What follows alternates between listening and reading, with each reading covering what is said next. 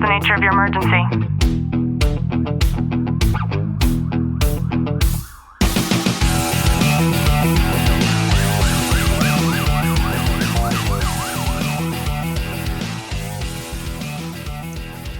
Welcome back to the Tactical Living Podcast. I'm your host, Ashley Wilton, joined by Sergeant Wilton. Clint, how are you? I'm really good. I was thinking about something and how a lot of first responders and really anybody in any job position might feel like they're physically present when they go to work and they're still doing the job. A lot of people do it phenomenally and they're still showing up, but a lot of the times internally, they don't even recognize who they are anymore.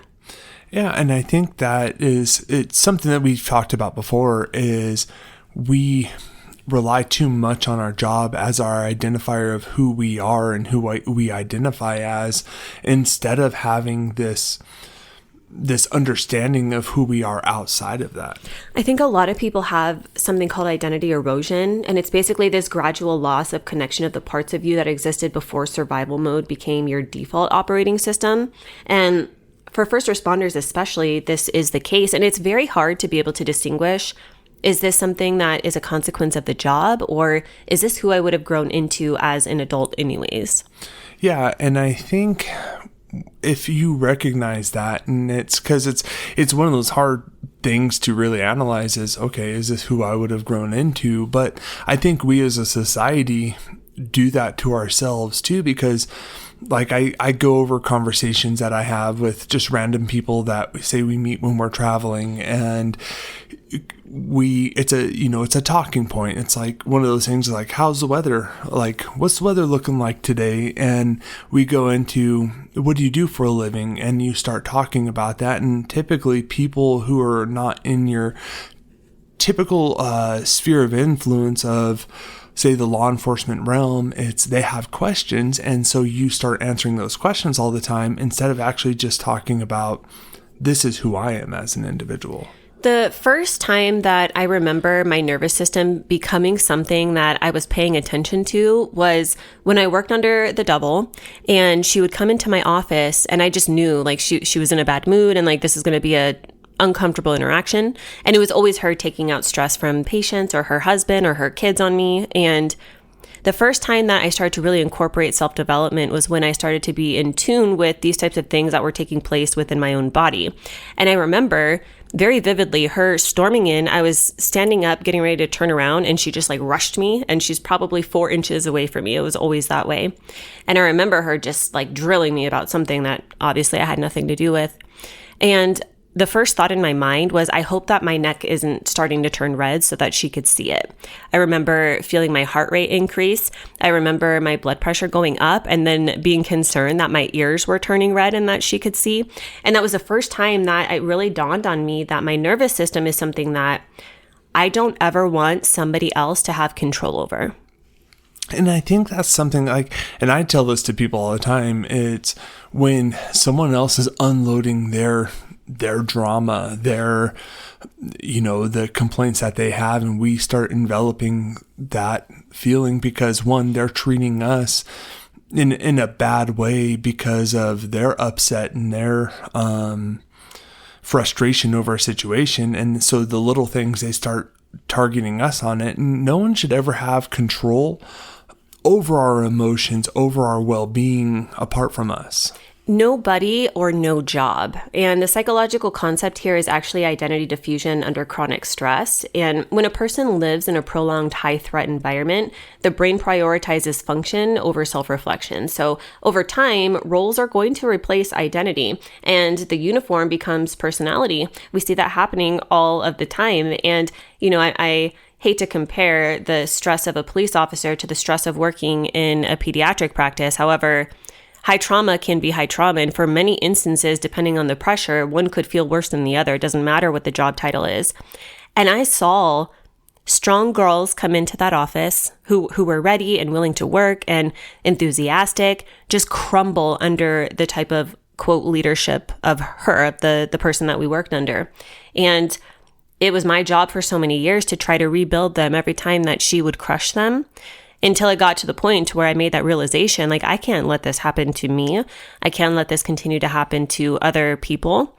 And it takes a lot of strength to be able to build that up, because then You have the conflict of, okay, am I going to say the wrong thing and then end up losing my job? Or am I going to take it too far with the truths about how I feel? And having to confront that, I can tell you from experience, putting yourself first above those types of feelings and emotions that are taking control of your body. I don't want anybody to ever have a job to where somebody else takes that from you. Yeah, and I think when we're allowing others to have that control over us, because it's, they're in that position of leadership, they're in that position to, come after us, to make us feel that self-doubt and not be who we need to be. They have too much influence and control over us, where we should be the number one people controlling that for ourselves. And here's why. This type of behavior can create emotional flattening. We've all seen that before, to where that spark, that light that was once in that individual's eyes, it's just completely gone and almost monotone in behavior. You have things like loss of joy and curiosity, or difficulty feeling connected to family. You go home and you're just unloading about what happened at work and you have nothing good to say. That sense of being on all of the time, the grief of the version of yourself that you just can't quite describe. And there are a lot of signs that you're still here, but maybe not fully you.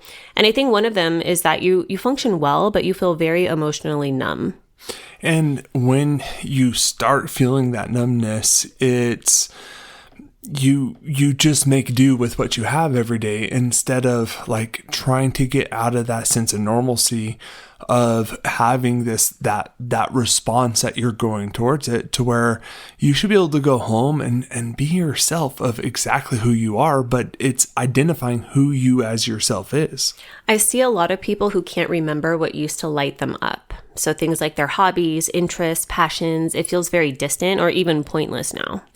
I think over time too, especially in the younger generation that's coming up, I talk with my guys and I talk with these newer officers like, hey, so what do you do for fun? Like, I try getting them out of a comfort zone of not just talking about work all the time, but finding those avenues, finding those outlets to where they can go out and have fun apart from being at work. A lot of times too, you feel like a role and not a person. So police officer, firefighter, medic, sergeant, captain. But we have to ask ourselves, who are you underneath that? And I had this conversation with one of my officers recently. I said, hey, who are you?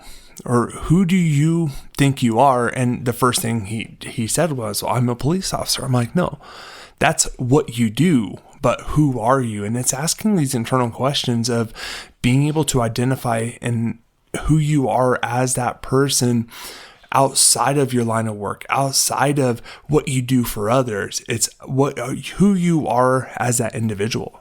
I think there's a lot of ways to be able to connect and reconnect with who you are beyond the badge or beyond what you do for work. And the first is to name the loss instead of minimizing it. So you didn't just grow up, but I think that a lot of people adapted to survival. And this is where I think within the society realm is so many people identify as who they are within their profession instead of doing that self-work and that self-development. This is something where I think we lack in always trying to improve ourselves. Like, everyone wants to go to self-initiated training all the time to be better at their job, to be better at their work. But what do we do to self-benefit ourselves as just how we can be better and emotionally survive a long-term career? We need to do a better job, especially in the realm of first responders, to separate the role from identity. Your job is what you do. It is not who you are. And I think one of the ways that we can do this is to reintroduce curiosity into your life. I feel like curiosity is actually the opposite of hypervigilance.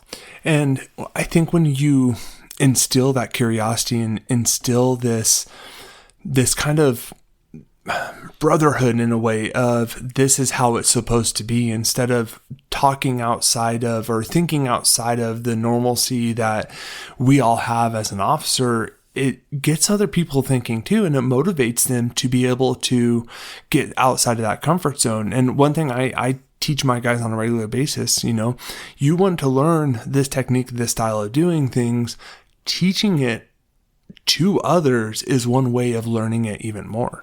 We really need to do a better job at giving ourselves permission to evolve. I think that you're not meant to be who you were before the trauma, but you are meant to be more than what the trauma made you.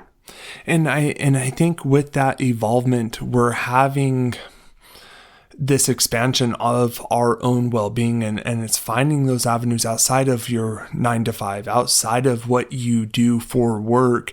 And like one thing is, like for me, like I enjoy fishing, I enjoy coffee. It's stuff like that to where it gives my brain an opportunity outside of my normal work schedule of what I do to be able to start creating that separation. So ultimately, I think that you don't have to lose yourself to do your job well. And if you already feel like you're lost, you're not beyond finding your way back. I hope you've gotten some value out of today's episode. If you have, do us a favor, drop a review, subscribe down below. And as always, know that I'm sending you a long, tight hug from my home to yours.